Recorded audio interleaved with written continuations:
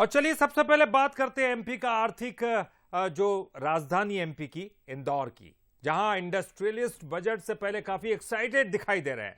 उद्योगपतियों का कहना है कि सिंगल विंडो सिस्टम को और मजबूत बनाए जाने की जरूरत है। साथ ही वो जीएसटी में भी रिलैक्सेशन की मांग कर रहे हैं। Association of industry Madhya Pradesh से जुड़े हुए उद्योगपतियों से उनकी राय जानने की कोशिश की हमारे संवाददाता पीयूष पारे ने। वित्त मंत्री निर्मला सीतारमण 23 जुलाई को मोदी 3.0 का पहला बजट पेश करने जा रही है और इस बजट को लेकर उद्योग जगत को भी काफी उम्मीदें हैं। और इस वक्त हम इंदौर में तमाम उद्योग जगत से जुड़ी हुई शख्सियतों के साथ में मौजूद हैं। जानेंगे कि आखिर कितना उम्मीद करता है उद्योग जगत इस बजट को लेकर। सर, क्या कुछ है इस बार के बजट से उम्मीदें खास तौर पर, और ये जो बजट है क्या कुछ इसे लेकर आपको लगता है कि उद्योग जगत को बहुत कुछ जो है वो बड़ा मिलने वाला है? मुझे ऐसा लगता है कि मोदी सरकार इस बार, या हमारी फाइनेंस मिनिस्टर हैं, लॉन्ग टर्म विजन वाला बजट प्रस्तुत करेंगी। और ये बात तो पक्की कि माननीय मोदी जी की जो इच्छा है कि फिफ्थ इकोनॉमी से हम लोग थर्ड इकोनॉमी पे आएँ, तो इकोनॉमी स्ट्रांग तभी होगी जब इंडस्ट्री अपने आप में स्ट्रांग होगी। और इंडस्ट्री को स्ट्रांग करने के लिए आपको इंफ्रास्ट्रक्चर पर बहुत ध्यान देना पड़ेगा। तो उसको ध्यान में रखते हुए गवर्नमेंट को ऑनलाइन पे भी ध्यान देना पड़ेगा कि जितने प्रोसेस हैं ये सारे ऑनलाइन हो और विद इन स्टिपुलेट पीरियड में हो, तो उद्योगपति अपना ध्यान पूरा प्रोडक्शन पे और सेल पे दे सकेगा। तो इंडस्ट्रियल सेक्टर से कितनी उम्मीदें हैं? सर की बात को आगे बढ़ाते हुए मैं कहना चाहूँगा, जो ईज ऑफ डूइंग बिजनेस की बात है उसको ग्राउंड पे लाना, रियलिटी में लाना है।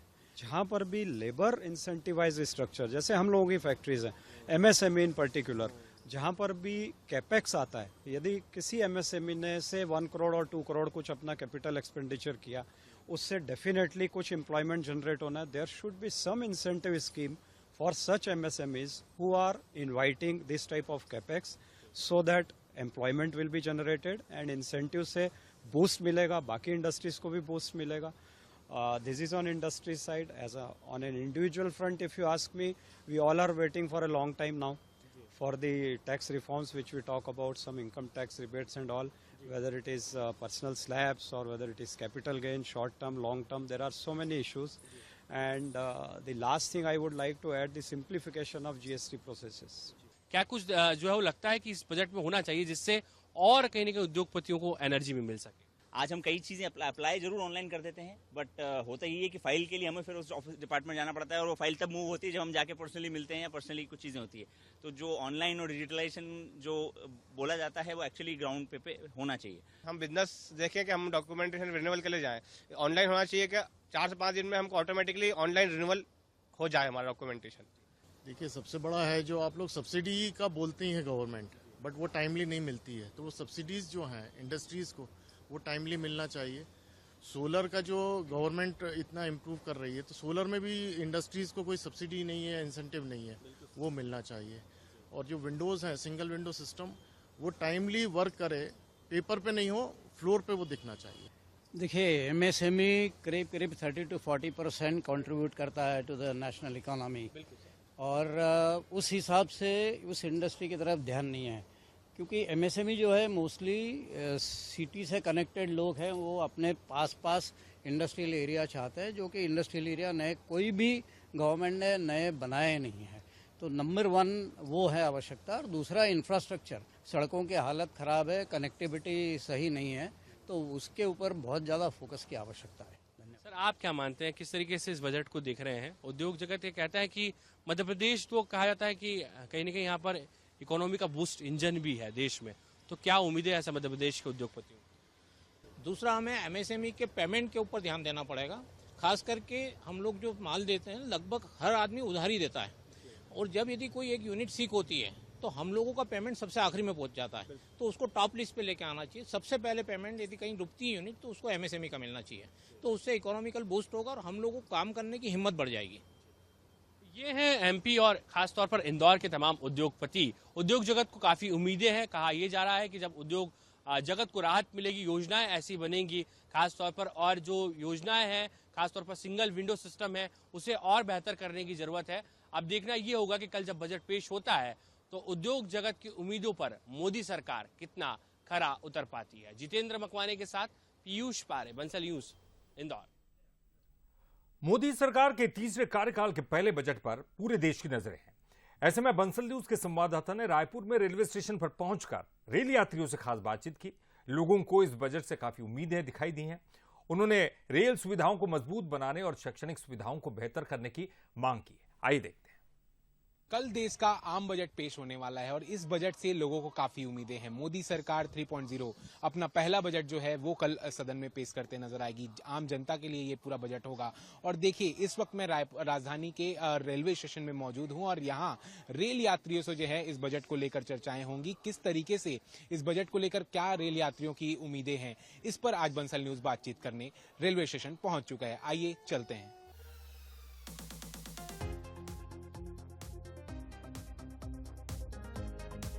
लोग जो है इस बार जो 3.0 मोदी की सरकार है इसको लेकर यह चर्चाएं हैं कि इस बार बजट में कुछ खास होने वाला है। महिलाओं के लिए खास होने वाला है, युवाओं के लिए खास होने वाला है। और देखिए, हम इन्हीं रेल यात्रियों से जो है बात करेंगे। भैया, कहाँ जा रहे हैं आप? दुर्ग जा रहे हैं। कल रेल बजट जो है वो भी पेश होगा, देश का आम बजट होगा। क्या उम्मीदें हैं आपकी इस बजट? सुपर फास्ट गाड़ी है जिसमें उसमें जनरल बढ़ाया जाए पीछे के, और आगे भी जनरल बढ़ाया। बहुत तकलीफ होती है जनरल में, क्यों तकलीफ बहुत होती है सफ़र करने में। भी तो ये लोकल है तो सफ़र कर पा रहे हैं हम लोग आसपास में, लेकिन जो सुपर फास्ट गाड़ी होती है उसमें सफ़र करना बहुत मुश्किल हो जाती है। चढ़ना उतरना बहुत मुश्किल हो जाती है। तो ज़्यादा से ज़्यादा ना एक जनरल 2 जनरल है उसको और बढ़ाए जनरल। कितनी उम्मीदें हैं सर इस बजट से आप आम जनता को? आम जनता को तो खैर छोड़ो, जो भी जैसा है, सबसे पहले तो महंगाई कम करे, उसके लिए टैक्सेशन, और जो राजनेताओं को पेंशन और ये और वो दिया जाता है वो इसमें सब खत्म करे, तो जो पैसा बचेगा देश के विकास में लगेगा, और जो टैक्स लग रहा है, जो महंगाई हो रही है वो कम होगी, और जो मैं बोल रहा हूँ उसकी सुनवाई कहीं नहीं होगी। बस यही है हमारा आम बजट में कहना। सर बिल्कुल, अगर कहा यह भी जा रहा है कि टैक्स पेयरों को जो है राहत मिल सकती है इस बार। मैं टैक्स पेयर की बात नहीं कर रहा हूँ, मैं जो राजनेताओं को सुविधा दी जा रही है जमाने भर का, टीए डीए और ये और वो, टेलीफोन का बिल करोड़ों अरबों का होता है, उसको खत्म किया जाए, और वो जो पैसा बचता है देश के विकास में लगाया जाए, और टैक्स पूरा खत्म किया जाए। अगर देखा जाए तो मोदी सरकार इस बार फिर से वापसी की है, इस बार फिर से सरकार बनी है। रेल में आप सफर कर रहे हैं, रेल को लेकर क्या विस्तार होना चाहिए? कहना यह है कि जितनी भी ट्रेनें रद्द की गई है उन्हें रेगुलर किया जाए, और जो यात्रियों को असुविधा होती है उसके अगेंस्ट में या तो बसें चलवाई जाए उसी फेयर में, या फिर दूसरी ट्रेन की व्यवस्था की जाए। जो उम्मीद से स्टेशन पे आके बैठते हैं और फिर चेहरा उतार के चले जाते हैं। ये बजट लगता है कि आपकी उम्मीदों पर खरा उतरेगा? खरा उतरेगा, और 100% उतरेगा खरा। क्या इस बजट में होना चाहिए आपके लिए, अगर आप कुछ अपने करियर के लिए देखते हैं, क्या ऑप्शंस होने चाहिए? छत्तीसगढ़ में क्या होने चाहिए इस बजट को लेकर?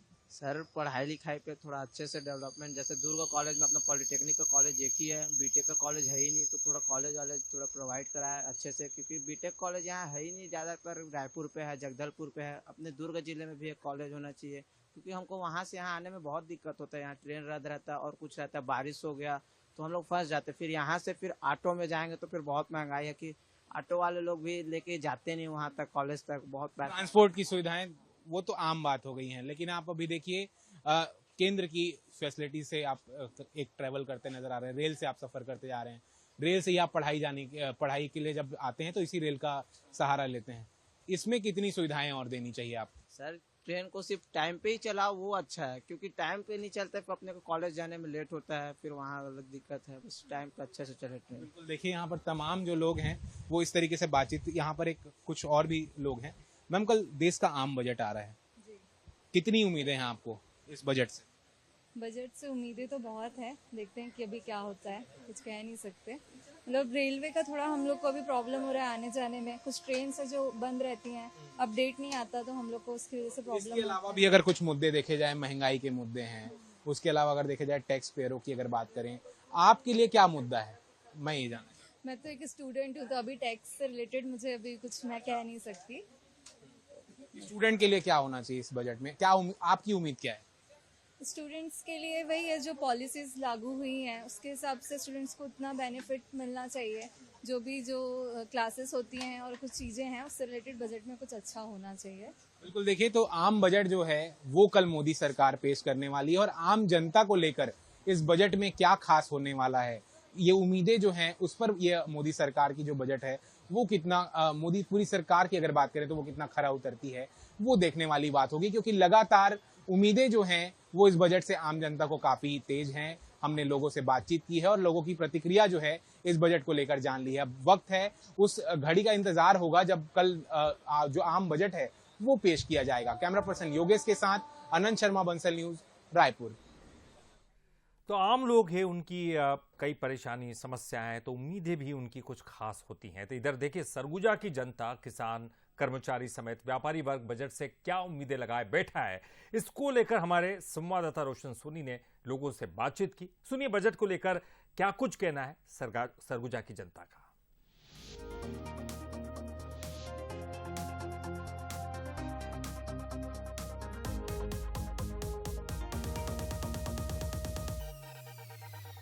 कल यानी 23 जुलाई को केंद्रीय बजट पेश होने जा रहा है। वहीं बजट को लेकर के जो स्थानीय जो नागरिक हों या किसान वर्ग हो या व्यापारी वर्ग हो, वो क्या सोचते हैं, तो आइए इसको लेकर चलते हैं इन सभी वर्गों के पास। क्या लगता है कि कल जो बजट पेश होने जा रहा है केंद्रीय बजट, इसमें कितनी बड़ी राहत मिल सकती है? छत्तीसगढ़ शासन का यदि बजट होगा तो मैं ये अपेक्षा करूंगा शासन से कि पिछली सरकार में महंगाई भत्ता का अनियमित आदेश होता था, आदेश तिथि से ही भुगतान किया जाना रहता करने का आदेश होता था।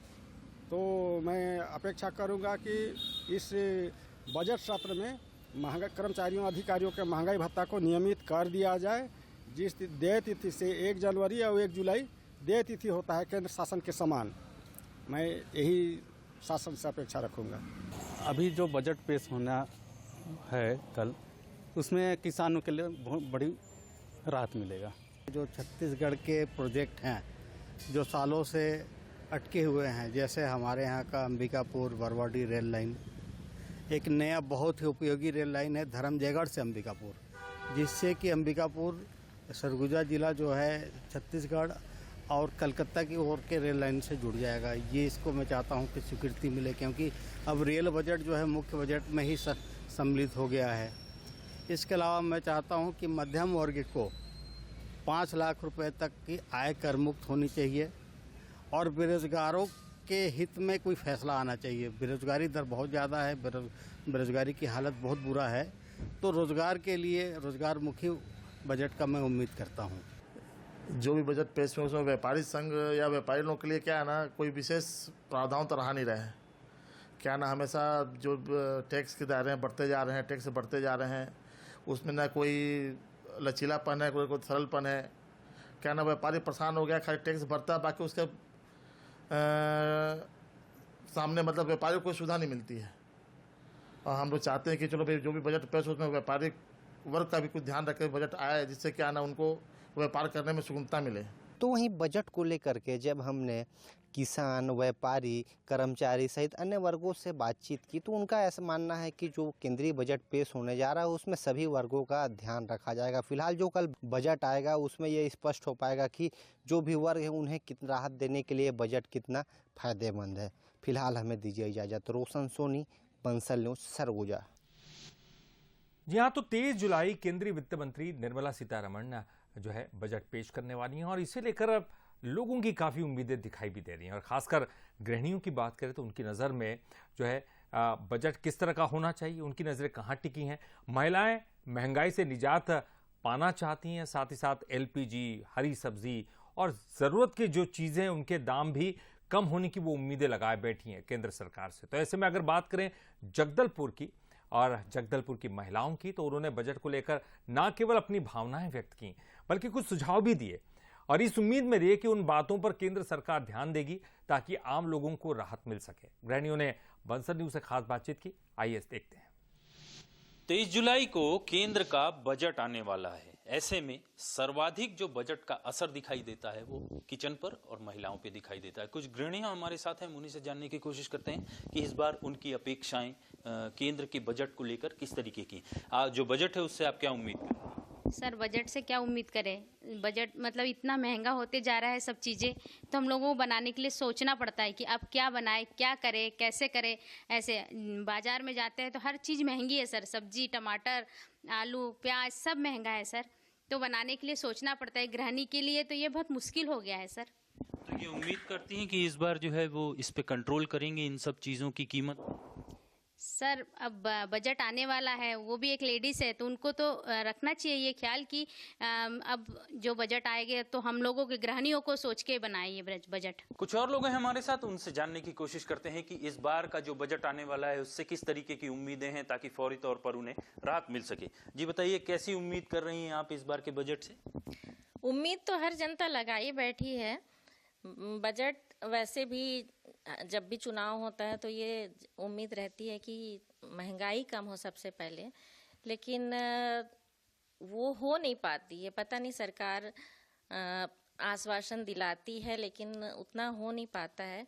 जैसे अब सिलेंडर को ही लेके आप बात करेंगे तो 500 रुपये होना चाहिए, तो वो जो इनका जो कार्यकाल है 5 साल का, तो उसमें वो फिर उछाल ना लाए और सिलेंडर के रेट को लेके वो वहीं तक सीमित रहे, तो इससे हम लोग का भी थोड़ा सा घर चलाने में थोड़ी सहूलियत होगी। आर्थिक रूप से घर परिवार की मदद कर सकें और जो जीवन है उसे आसान किया जा सके। बच्चे हैं, उनकी पढ़ाई का भी खर्च होता है। ऐसे में यह ज़रूरी भी लगता है कि अब महिलाएं जो हैं घर से निकलें और रोजगार तलाशें और अपने घर की जो आर्थिक स्थिति उसे सुदृढ़ करने में सहायक साबित हो सके। कैमरा पर्सन कर्ण प्रताप के साथ रजत वाजपेयी, बंसल न्यूज, जगदलपुर। तो देखिए महिलाओं का क्या कुछ कहना है, ये आपने देखा। 2024-25 का ये बजट जो कि 23 जुलाई को पेश होने वाला है, मोदी सरकार के तीसरे कार्यकाल के आम बजट पर लोगों को काफी उम्मीदें भी हैं। दुर्ग की जनता क्या कुछ सोचती है, ये जानने की कोशिश की हमने।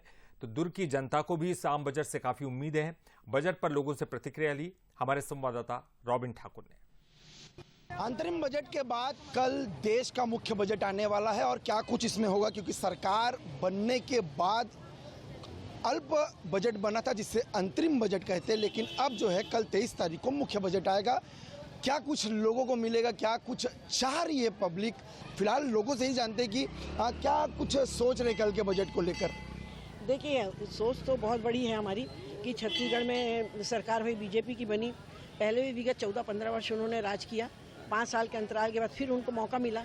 7 महीने में देखने को मिल गया कि यहाँ पे भ्रष्टाचारी और लूट खसोट डकैती इसके अलावा कुछ नहीं हो रहा है। देखिए, मैं तो इनको इस हिसाब से देख रहा हूँ कि लोगों को 4 साल की कोई जिंदगी की नौकरी नहीं होती, 4 साल की कोई नौकरी नहीं होती है। अभी आप देखे होंगे कि प्रधानमंत्री का ये डिसीजन था कि अग्निवीर लेना, और अभी उन्हीं की सरकार का एक मुख्यमंत्री जो है हेमंत बिस्वा सर, वो इनको अग्निवीर को अपने दूसरे गवर्नमेंट में विलय कर रहे हैं। तो जब अच्छा था तो क्यों ऐसा जरूरत पड़ रहा है कि उसको विलय करने की जरूरत पड़ी? मतलब इससे ये शक होता है कि कहीं ना कहीं गलत था जिसके वजह से उसको विलय करना पड़ रहा है। सेंटर को सेल की ओर भी ध्यान देना चाहिए। बहुत ज़्यादा ज़रूरी है सेल की तरफ ध्यान देना। युवाओं के लिए क्या कहना चाहेंगे, कितना कुछ पिछले विगत 10 सालों में हो पाया है? 10 सालों में देखिए, मैं तो बोलूँगी बिल्कुल युवाओं के लिए बहुत कुछ हुआ है, हर एक एरिया में हुआ है। और मोदी जी की सरकार से मैं तो बहुत ज़्यादा संतुष्ट हूँ। बस हाँ, ये जो सेल वाला किस्सा है वो सॉल्व होना बहुत ज़्यादा ज़रूरी है। मेरे हिसाब से इंडियन गवर्नमेंट को मेडिकल सेक्टर में, इंडिया के इंफ्रास्ट्रक्चर पे और डिफेंस सेक्टर में, 3 चीज़ों में सबसे ज़्यादा इन्वेस्ट करना चाहिए। उससे क्या है, देश की इकोनॉमी बढ़ेगी और देश स्ट्रांग भी होगा। और कुछ चाहते हैं आप कि कल का भारत कैसा हो? एक विज़न देखा जा रहा है कि 2047 तक बहुत विकसित भारत, अभी हम विकासशील है फिर विकसित हो जाएंगे, तो उस पर आपकी क्या राय है? मेरे हिसाब से तो अभी इंडिया का जिस प्रकार से परफॉर्मेंस चल रहा है उस हिसाब से तो बहुत अच्छा है। बस 5 साल ऐसे ही चलते रहे बीजेपी के गवर्नमेंट में, तो मेरे हिसाब से जो मोदी गवर्नमेंट का जो टारगेट है सन 2047 तक, वो पूरा हो जाएगा। हमने कई लोगों की आपके राय सुनाई, बुजुर्ग से लेकर बच्चे सबको सुनाया, और सबका अपना एक अलग अलग राय है। किसी ने कहा एजुकेशन, किसी ने कहा रोजगार, तो आपने सुना सबका अलग अलग राय है। और कल जब बजट आएगा तब पता चल पाएगा कि भारत किस ओर अपना जो है इस कदम रखेगा। फिलहाल बंसल न्यूज़ के लिए दुर्ग से रॉबिन मल ठाकुर की रिपोर्ट।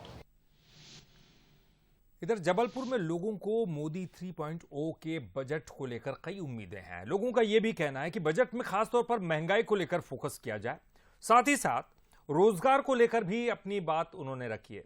तो क्या कुछ प्रतिक्रिया उनकी, चलिए देखते हैं। जी, हमें ये लगता है कि सब चीज़ पे सरकार ध्यान दे। गैस की जो गैस बढ़ी हुई है, गैस के दाम, पेट्रोल के दाम और बच्चों की स्कूलों की फीस, इस पर भी ध्यान दे। और जो हम रोज़ का अप डाउन करते हैं आना जाना उस पर भी ध्यान दें, क्योंकि ये सभी चीज़ के दाम बढ़े तो हमें किराया भी रेंट भी बहुत ज़्यादा लगता है ऑटो के, और बच्चों की फ़ीस के स्कूल का, और घर के जो राशन के बढ़ रहा है उसमें भी ज़्यादा पैसे खर्च होते हैं जी। आज के देश में सारी चीज़ें चल रही, रोड कंस्ट्रक्शन, ये सारी चीज़ें अच्छी कर रही है सरकार, लेकिन हम ये चाहते हैं कि जो टैक्स का पैसा है वो किसी न किसी क्षेत्र में, किसी दूसरे क्षेत्र में, दूसरे कर्मचारी पे भी उसका थोड़ा सा भागीदार बने। ये हम चाहते हैं कुछ ऐसा बजट तैयार किया जाए सरकार की तरफ से कि हमको थोड़ी राहत मिले और हम जिससे 10 लोगों को और रोजगार दे पाएँ, जिससे 10 लोग और परिवार पाल सकें। तो निर्मला सीतारमण जी ने बेहतर बजट प्रस्तुत किया, लेकिन इस बार उम्मीद ये है कि शिक्षा और स्वास्थ्य पर ज़्यादा काम होना चाहिए और हमारी देश की सुरक्षा जो है उस पर को भी लेकर थोड़ा जो जनमानस में चिंता है वो दूर होनी चाहिए और ज़मीन पर उतरकर सरकार को आना होगा ताकि रोजगार भी उत्पन्न हो, युवाओं को भी निश्चिंतता मिले ताकि देश आगे बढ़ सके। तो आपने देखा कि मोदी सरकार के इस बजट से उद्योग जगत से लेकर तो महिलाओं तक सभी को काफी उम्मीदें हैं। कल पेश होने वाले इस बजट से पहले आज सोमवार से बजट सत्र भी शुरू हो गया और इस दौरान पीएम नरेंद्र मोदी ने आम बजट के फोकस एरिया के बारे में हिंट भी दिया है। नरेंद्र मोदी ने कहा कि कल हम एक मजबूत बजट पेश करेंगे जो कि साल 2047 तक भारत को एक विकसित राष्ट्र के रूप में पेश करने पर केंद्रित होगा। ये अत्यंत गर्व का विषय है कि करीब 60 साल के बाद कोई सरकार तीसरी बार वापस आए और तीसरी पारी का पहला बजट रखने का सौभाग्य प्राप्त हो। ये भारत के लोकतंत्र की गौरव यात्रा की अत्यंत गरिमापूर्ण घटना के रूप में देश इसे देख रहा है। ये बजट सत्र है, मैं देशवासियों को जो गारंटी देता रहा हूं, क्रमशः रूप से उन गारंटियों को जमीन पर उतारना, इस लक्ष्य को लेकर के हम आगे बढ़ रहे हैं। ये बजट अमृतकाल का एक महत्वपूर्ण बजट है। हमें 5 साल का जो अवसर मिला है, आज का बजट हमारे उन 5 साल के कार्य की दिशा भी तय करेगा और ये बजट 2047 जब आजादी के 100 साल होंगे तब विकसित भारत का जो हमारा सपना है, उस सपने को पूरा करने की मजबूत नींव वाला बजट लेकर के हम कल देश के सामने आएंगे। तो आपने देखा बजट 3.0 को लेकर जो है प्रधानमंत्री नरेंद्र मोदी का विजन बिल्कुल साफ और क्लियर है। हालांकि जनता की तरह तरह की उम्मीदें भी हैं। अब कल ये बजट पेश होगा, देखना होगा कि जनता की उम्मीदें कितनी हो पाती हैं पूरी और आने वाला बजट कैसा रहने वाला है। फिलहाल इस बुलेटिन में इतना ही। बंसल न्यूज पर खबरों का सिलसिला लगातार जारी है।